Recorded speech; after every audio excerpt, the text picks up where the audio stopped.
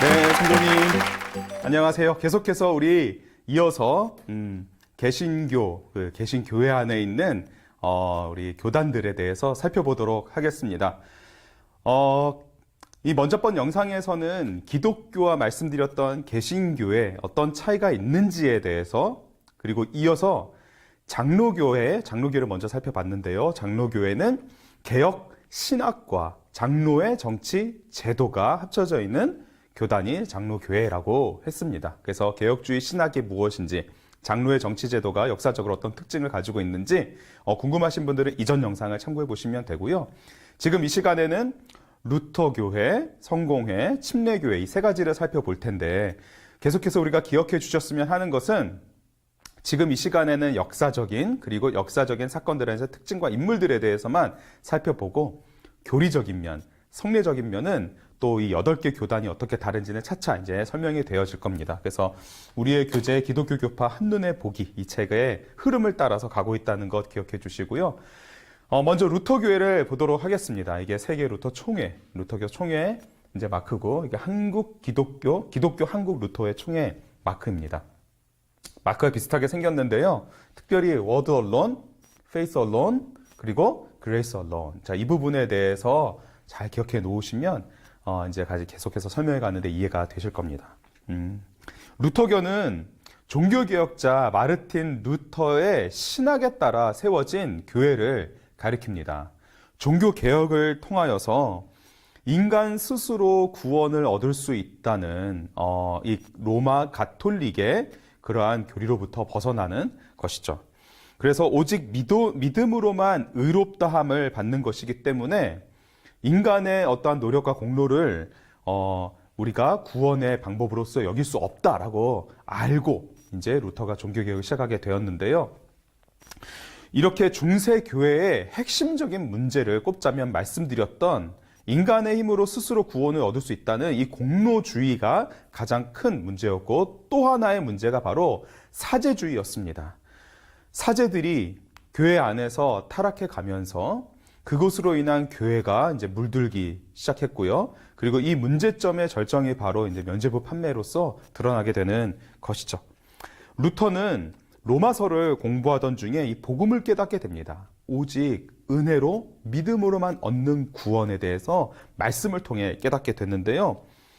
구원은 인간의 노력으로 죄를 해결함으로써 얻어지는 것이 아니라 오직 하나님의 은혜로만 얻게 되는 것을 알게 되면서 이제 95개조 반박문을 비텐베르크 성당에 이제 게시하게 되죠.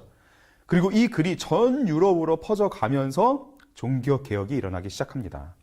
그런데 우리가 좀 기억해 둘 점은, 루터가 95개조 반박문을 비텐베르크 성당에 걸 때 종교에 있어서 그렇죠? 개혁은 로마 가톨릭으로부터 분리해 나온다는 의미로서의 개혁이 아니라 예전으로, 초대교회 시절로, 그때의 신앙으로 되돌아가는 것, 말씀으로 되돌아가는 것을 개혁이라고 이전 영상에서도 말씀드렸는데요. 이러한 의미로서 종교 개혁에 이제 앞장서서 이 개혁을 이끌어 가려고 루터가 95개조 반박문을 쓴 것이 아니라, 말씀을 보니 구원은 은혜로만 얻게 된다는 것을 알게 되고, 로마 가톨릭에서의 문제점들을 정리해서 어쩌면 토론해보자는 마음으로, 이것에 한번 우리가 고민해보자는 마음으로 붙였던 것이죠. 근데 이것이 전 유럽에 확산이 되면서 종교개혁의 불씨가 되었던 것이죠. 어떤 면에 있어서는 루터는 당황했을 수도 있습니다. 왜냐하면 스스로를 어떻게 생각했냐면, 개혁자로서 스스로를 생각했던 게 아니라 단순히 복음을 전하는 설교자, 학자로서 루터는 스스로를 여겨주기를 바랬고요. 그리고 개혁은 오직 하나님이 이끄시는 것이지 자신이 개혁의 주체가 되는 것은 아니다라고 스스로 여겼습니다. 그가 고백하기를 수도원에 들어가게 된 것도 일종의 강압에 의한 것이었고, 그리고 박사 학위 공부도 어거스틴에 대해서 가르쳤던 지도자들이 루터를 반강제적으로 그 박사학위 과정에 들어가게 했고, 교수직도 어쩔 수 없이 맡게 되었다. 자신은 하나님에 의해 압도가 되어서 이 일을 하게 되는 것이지, 개혁은 온전히 하나님이 하시는 것이고 자신은 도구일 뿐이다라고 말했다고 합니다. 즉 하나님께서 루터를 사용하신 것이지 루터 스스로는 이렇게 막 개혁자로서 막 이렇게 종교 개혁을 일으키는 로마 가톨릭으로부터 완전히 벗어나는 것까지는 그렇게 생각하지 않았던 것 같아요. 루터는 자신이 이제 그 가르치는 것에 있어서 신학에 있어서 오직 믿음으로, 오직 은혜로, 오직 성경으로 이 세 가지를 이제 말했습니다. 그래서 솔라 피데, 솔라 그라시아, 솔라 스크립투라 이렇게 하는데요. 이 세 가지는 좀 기억해 두시면 좋겠습니다. 오직 믿음으로, 오직 은혜로, 오직 성경으로.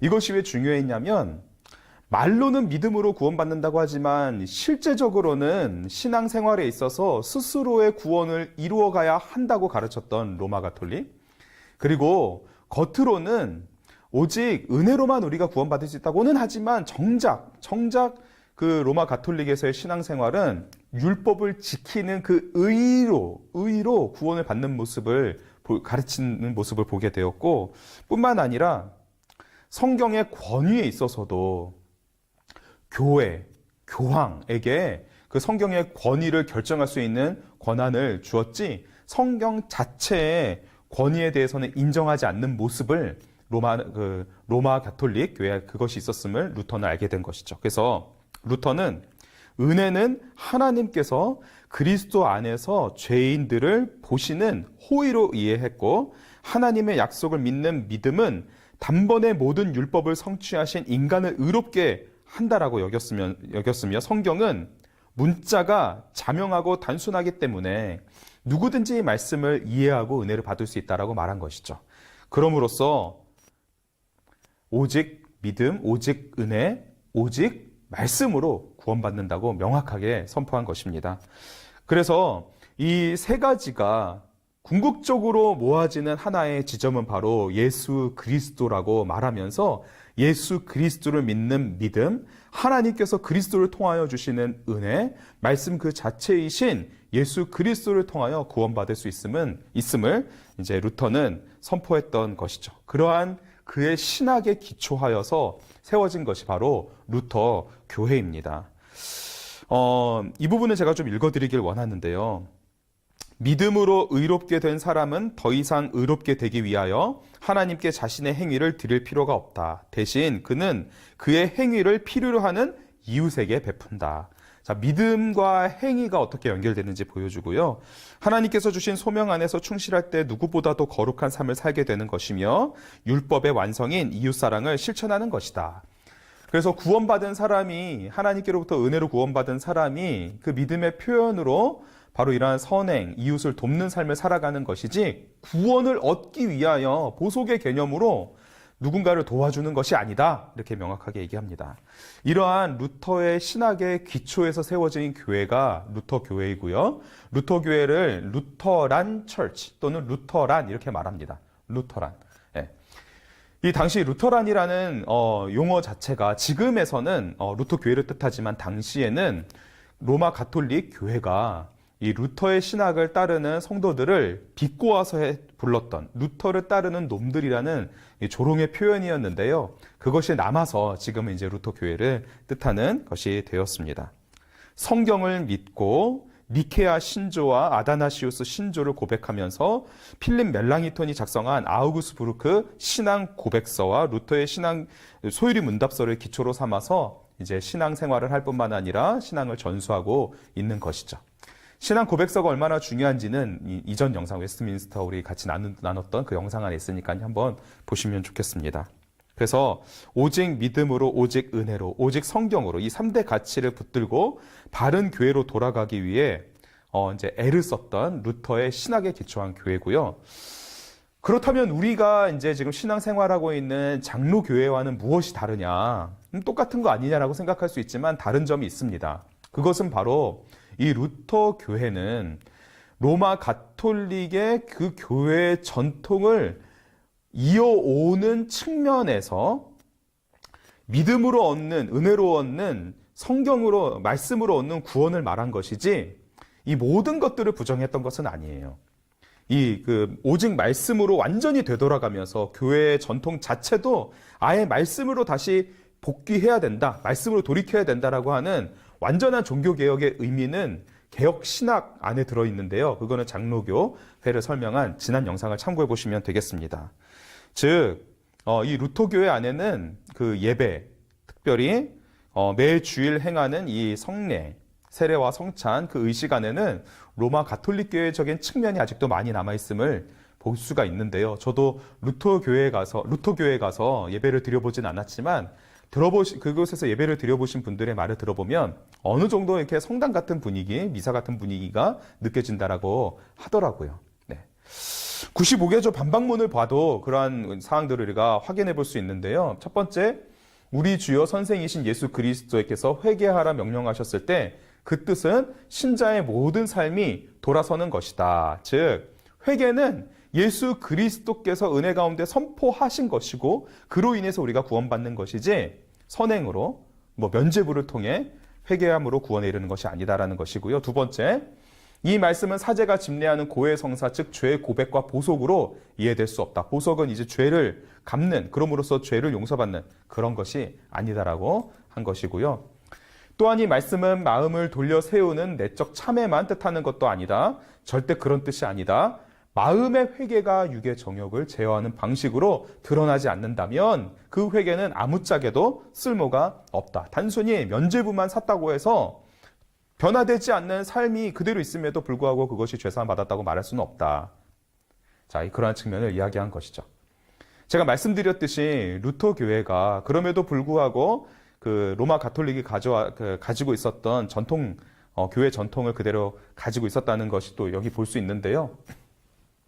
연옥에 있는 영들에게 있어서는 자선이 증가되어질 때에 공포가 감소될 것은 사실이다. 이것만 봐도 이제 연옥에 대해서 그 루터는 이렇게 95개조 반박문을 쓰면서도 인정하고 있었음을 볼 수 있고요. 계속해서 29주에도 연옥에 있는 모든 영혼이 그곳으로부터 구속받기를 원하는지 그 누가 알 것인가? 성 세베린과 파스칼리스에 관한 이야기들이 전해내려고 있다. 이런 이제 로마 교회 안에 있는 전통에 이제 속한 부분으로 볼 수 있는데요. 루터는 이 95개조 반박문을 통하여서 로마 가톨릭의 잘못된 부분을 지적할 때, 그 자신이 아직도 로마 가톨릭의 진실한 성도인 상태에서 이 구원에 관한 부분에 있어서 이야기했음을 우리가 또한 알 수가 있습니다. 네. 그렇기 때문에 1517년 10월 31일에 95개조 반박문이 비텐베르그 성당에 게시될 때는 루터가 어느 정도는 신실한 로마 가톨릭 성도의 그 사제의 입장으로서 이 반박문을 게시한 것인데요. 본격적으로 이제 이 개혁을 같이 이끌어가야 된다고 이제 결정이 된 그 스스로 이제 결심한 계기는 아무래도 1521년 4월 18일에 보름스 회의라는 곳에서 정식으로 중세교회의 권위에 대항함으로써 이제 그 개혁 신학에 대해서 이제 본격적으로 이제 그가 이제 자신을 던졌음을 알 수가 있습니다. 그래서 루터 교회에 대해서는 여기까지 이제 살펴보기로 하고요. 다음에는 성공회입니다. 이 성공회라는 것은 거룩한 공교회라는 뜻이죠. 이것은 이제 영국 국교회가도 같습니다. 영국 국교회. 그리고 앵글리칸 철치라고 하죠. 네. 이제 온전한 중용으로서의 칼빈주의에 대해서는 계속해서 살펴볼 텐데요. 그래서 성공회, 영국 국교회, 그리고 앵글리칸 철치 다 같은 말입니다. 물론 범위에 있어서는 영국 국교회 안에 포함된다 어쩐다 얘기는 있지만 같은 걸로 보셔도 상관이 없어요. 제가 특별히 이제 성공회에 대해서는 이 교재에 있어서 이렇게 분량이 많지 않아서 성공회 이제 홈페이지도 참고해보고 여러 가지 것들을 참고했다는 점 말씀드리고요. 대한성공회 홈페이지에 보니까 2012년에 올려진 글에 의하면 성공회 이 성도의 숫자가 전 세계적으로 1억 명이라 그래요. 1억 명. 이 교단별 인원에 대해서는 잠시 후에 또 이야기를 나누겠는데요. 성공회 홈페이지에서, 즉 성공회 측에서 주장하는 바로는 언제부터 이 성공회가 시작이 됐냐. 서기 175년경에 영국 교회에 활발히 활동하고 있었다. 이미 그때 성공의 성도들이 있었다. 성공회가 있었다. 그래서 성공회의 기원이 뭐 6세기까지도 거슬러 올라가고 로마 교회와의 병합을 발전해 오다가 16세기에 대전환을 맞이하게 될 거라고 이야기를 하지만 또 역사적으로 보자면 이 성공회가 시작된 때를 헨리 8세로 보는 학자들이 좀 많이 있습니다. 그래서 성공회 시작에 대해서는 성공회 자체적으로는 뭐 초대교회 시절로 거슬러 올라가기도 한다고 하지만 역사적으로 보자면 성공회가 시작된 것은 헨리 8세가 캐서린 왕비와의 결혼 무효 소송, 잘 알고 계시죠? 그 이혼 소송으로 인해서 이제 성공회가 시작이 된 걸로 우리가 알고 있죠. 캐서린은 에스파냐의 공주로서 헨리 8세의 형과 결혼한 사이였죠. 정략 결혼이었죠. 근데 이제 형이 죽자 이제 캐서린 자기 형수를 아내로 취하면서 결혼을 하게 되는데 왜냐하면 이 영국과 에스파냐의 그러한 정략을 계속 이어가기 위함이었습니다. 근데 헨리 8세는 당연히 그 형수를 아내로 삼는 것을 기뻐하지 않았겠죠. 더군다나 이제 자녀를 낳는데 아들이 아니라 딸이었습니다. 그래서 딸을 낳았다는 핑계로 캐서린과의 이혼 소송을 제기를 했는데 당연히 그 캐서린 공주의 모국인 에스파냐가 가만히 있을 수가 없었죠. 왜냐면은 그 공주였으니까 에스파냐에. 근데 에스파냐가 왜 또 이 결혼 문제에 있어서 중요했냐면 이혼 문제에 있어서 중요했냐면 이 에스파냐가 당시 교황을 지원하는 아주 핵심적인 나라 중에 하나였다고 합니다. 그러니까 이 이혼을 허락을 하게 되면 당연히 이제 교황과 연관이 있는 에스파냐가 이제 교황의 지원을 이제 끝내 어쩌네 뭐 이렇게 얘기가 나오게 될 테고 당연히 교황으로서는 그 이혼 소송을 받아들일 수가 없었겠죠. 절대 안 된다라고 명확하게 선을 긋고 있던 차에 헨리 8세는 궁녀였던 앤 불린과 사랑에 빠지게 되고 결국에는 캐서린과 이혼을 하고 캐서린과 그의 딸 메리를 가두고 앤 불린이라는 궁녀와 새로운 결혼 생활을 시작하게 됩니다. 그래서 이 가톨릭으로부터 완전히 이제 단절되게 됨으로써 이제 국가의 교황은 곧 나라의 왕이 그 국가의 그 이제 종교를 책임진다. 이제 뭐 수장령이라고 하죠. 그래서 그 헨리 8세가 이와 같이 이혼 소송, 결혼 무효 소송으로 인해서 로마 가톨릭과의 단절이 되고 그 왕이 그 이제 나라 전체 종교까지도 책임지게 되면서 성공회가 이제 시작이 되게 된 것으로 이제 추측을 합니다. 물론 이제 그 캐서린과 딸 메리가 갇히게 되고 그리고 그 메리가 나중에 아버지에 대한 증오심을 가지고 있었기 때문에 나중에 이제 이 메리가 여왕이 되면서 당시 이제 성공회 그 국교도들을 탄압을 하게 되고 그리고 로마 가톨릭으로 다시 돌아가면서 탄압하는 과정 중에 많은 사람들을 죽이게 돼서 이제 블러드 메리라는 이제 별명이 붙기도 했죠.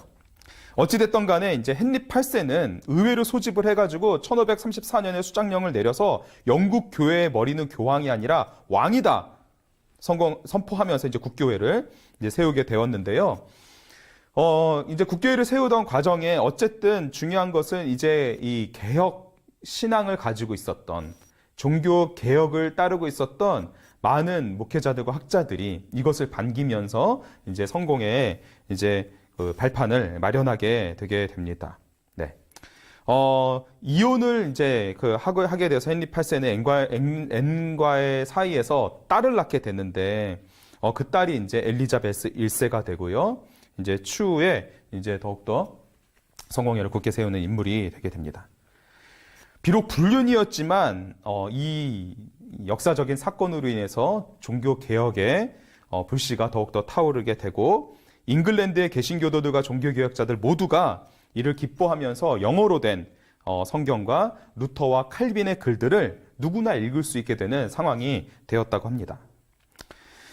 그래서 이 성공회가 이렇게 시작이 되었는데요. 이것이 이제 교리를 갖추게 되는 사건이 또 엘리자베스 1세가 나중에 종교개혁을 정착시키면서 로마 가톨릭과 프로테스탄트 이제 개혁주의 신학을 가지고 있었던 사람들을 모두 포용하려고 하는 기도서를 이제 준비하게 되는데, 이제 여기서 중요하게 기억해야 될 것은 바로 이제 중용이라는 단어예요. 중용. 로마 가톨릭과 그다음에 개혁 신학을 가진 사람들을 아우르려고 하다 보니 성공회 이 국교회의 색깔은 중용.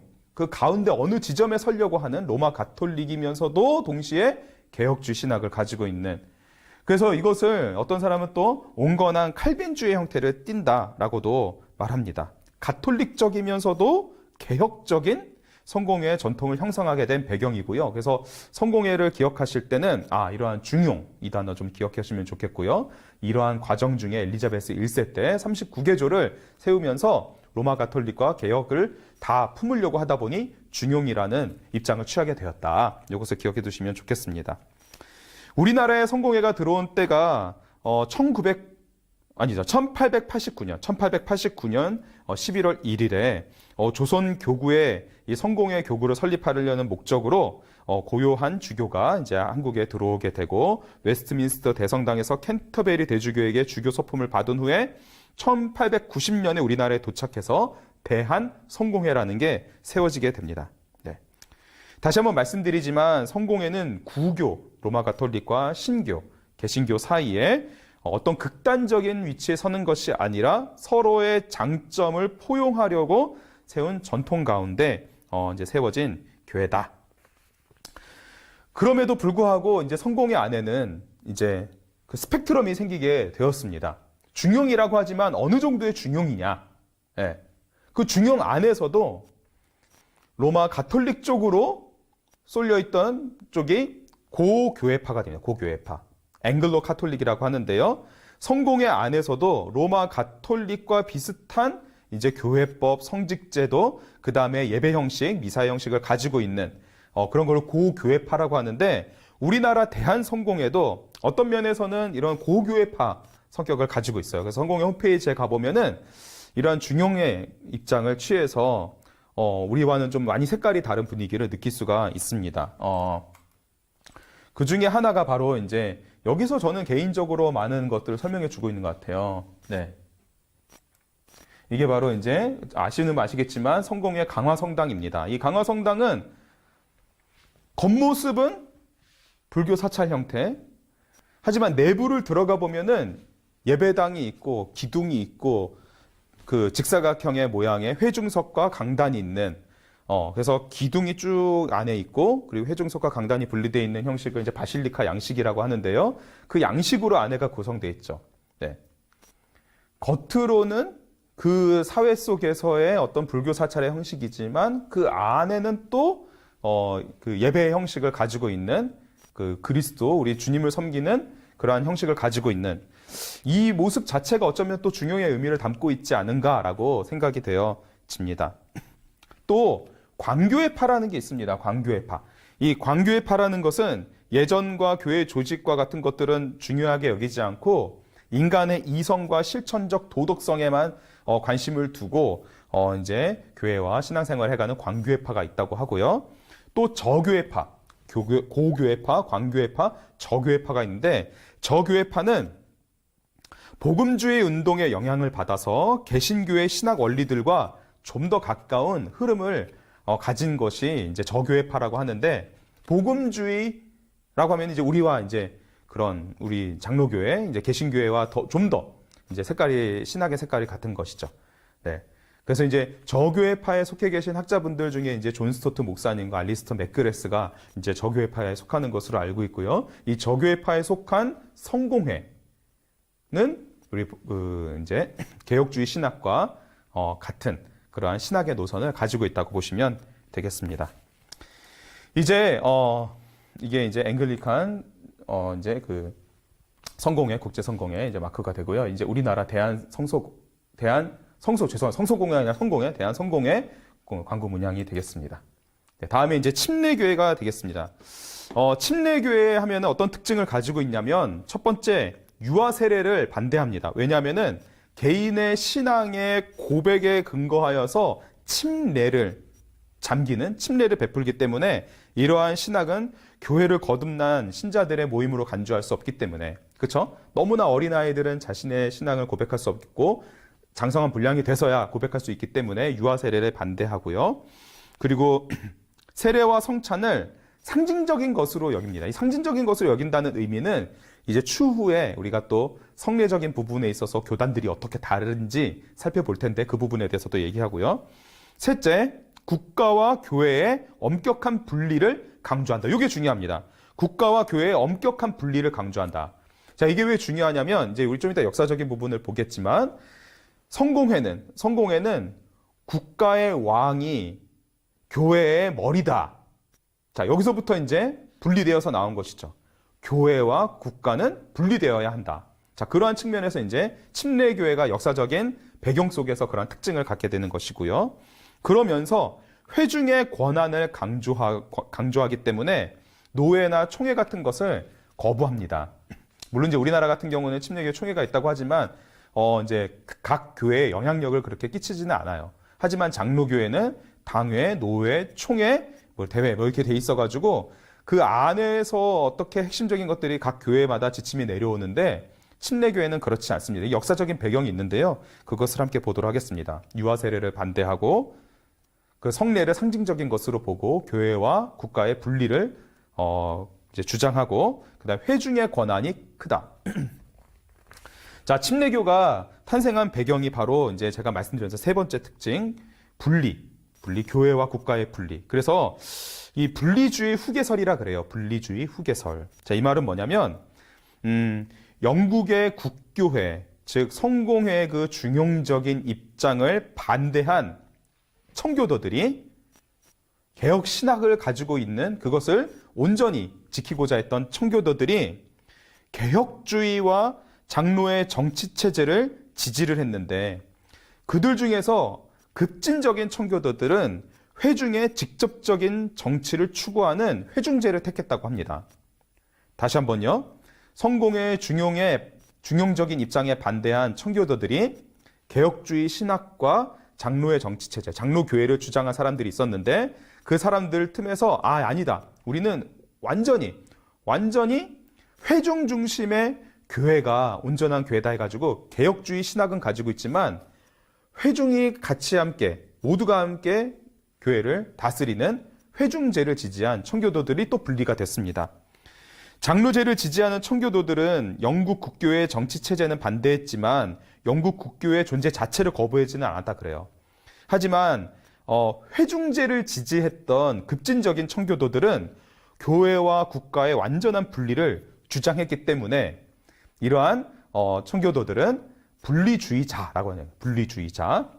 그래서 이 분리주의자들 중에 일부가 그 영국의 제임스 1세의 박해를 피해서 네덜란드로 옮겨갑니다. 이 네덜란드에 정착하게 됐는데 그 네덜란드로 옮겨간 그 이제 회중제를 지지했던 분리주의자들이 그 네덜란드에서 메노나이트라는 이제 한 공동체를 만나게 되고 거기서 신자의 세례 원리를 받아들이게 됩니다. 이 메노나이트에 대해서도 나중에 좀 기회가 있으면 좀 얘기를 좀 나누면 좋겠는데요. 어쨌든 이 신자의 교회를 네덜란드에 세웠기 때문에 이 침례 교회는 그 시작을 그 네덜란드에서 시작했다고 이제 우리가 생각을 합니다.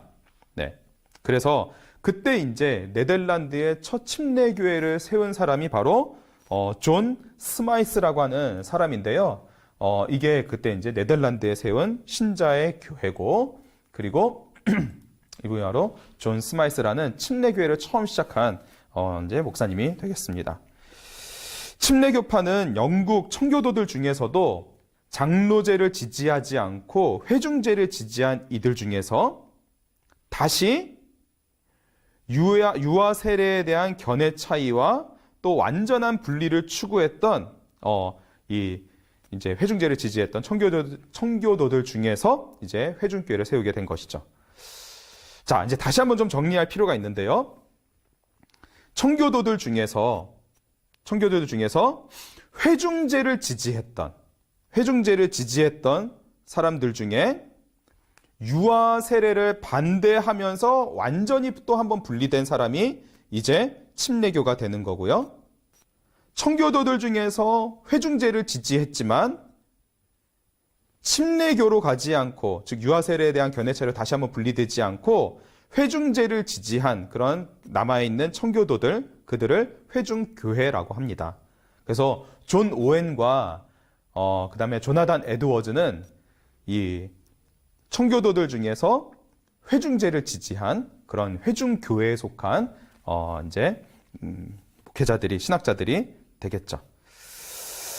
자, 이처럼 급진적인 종교개혁의 전통을 가지고 유아 세례를 거부하고 유아 세례를 받았다고 해도 본인이 고백한 거 아니니까 다시 한번 세례를 받도록 한 이제 재세례파와는 이 침례교회가 좀 구분이 됩니다. 네. 이제 재세례파는 무조건 세례를 다시 받아야 된다는 거예요. 유아 세례를 받았다고 하더라도. 네. 그럼 유아 세례를 거부한 것에 있어서는 침례교회와는 같지만 그런 차이점이 있다는 것 기억해 두시고요. 재세례파는 어쨌든 다시 한번 세례를 받는 것에 있어서 아주 급진적일 뿐만 아니라 교회는 국가의 권위를 거부해야 된다는 것까지 나갑니다. 그래서 재세례파는 이러한 상황 속에서 전쟁 참여도 반대하고 따로 공동체 생활을 하고 그랬다고 해요. 네, 그렇고요.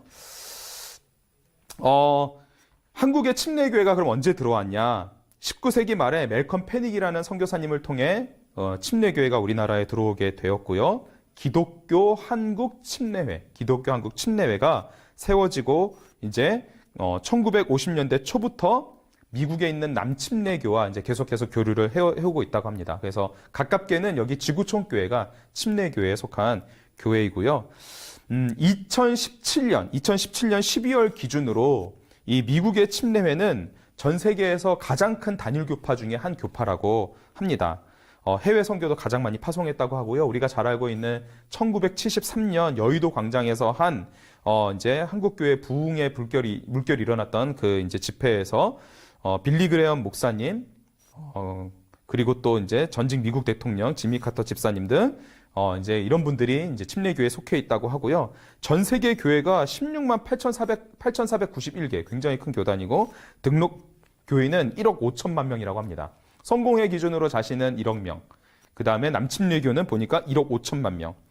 루터교회를 제가 찾아보니까 루터교회는 좀 오래되긴 했는데요. 1997년 통계로 루터교회는 6,100만 명 전 세계적으로 그렇게 이제 교단이 되어 있고요. 2014년 자료를 보면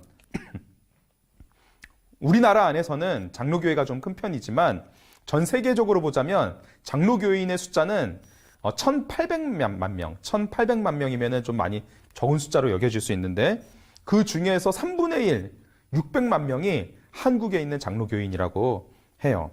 어쩌면 그 이제 교단의 숫자로 크기로 봐서는 우리나라에서는 클지는 몰라도 장로교회가 전 세계적으로는 이제 침례교회가 가장 크고 그리고 성공회도 1억 명, 네, 루터교회도 6,100만 명이라고 합니다. 이제 어쨌든 우리 한국 교회에 이 장로교 교회가 이제 같이 들어오면서 다른 교단들도 들어와서 같이 이제 우리나라에도 이런 교단들이 있는데요. 이 시간 잠깐 살펴보았지만 루터교회와 그리고 성공회와 침례교회가 이 역사적으로 어떻게 다른지, 어떤 특징들을 가지고 있는지 다시 한번 이 책을 통해서 교재를 통해서 확인해 주시고요. 제가 강의한 이 내용들, 강의안들은 정리해서 영상과 함께 올려드리도록 하겠습니다. 그리고 장로교회 역사에 대해서 좀 구체적으로 좀 다들 살펴보시길 원하는데요. 특별히 이번 설 연휴에 두께상으로는 좀 두꺼워 보이지만 내용상으로는 전혀 어렵지 않습니다. 뭐 그림도 많이 있고요. 이 특강 종교개혁사라는 책을 한번 구입하셔서 읽어보신다면 말씀드렸던 성공회에 대한 내용뿐만 아니라 웨스트민스터 신앙 고백서와 교리문답서, 나아가 장로의 아름다운 정말 신앙의 유산을 이 책을 통해서 잘 확인하실 수가 있겠습니다. 그래서 이 책을 읽으시고 이 책도 함께 꼭 한번 이번 연휴 때 읽어보시면 좋겠습니다. 네, 제 강의는 이제 여기서 마치기로 하고요. 다음에 이제 또 유영민 목사님 통해서 더 좋은 내용이 나눠지리라 생각합니다. 네. 이유를 알면 신앙생활이 행복해지는 ENU 여기서 마치도록 하겠습니다. 감사합니다.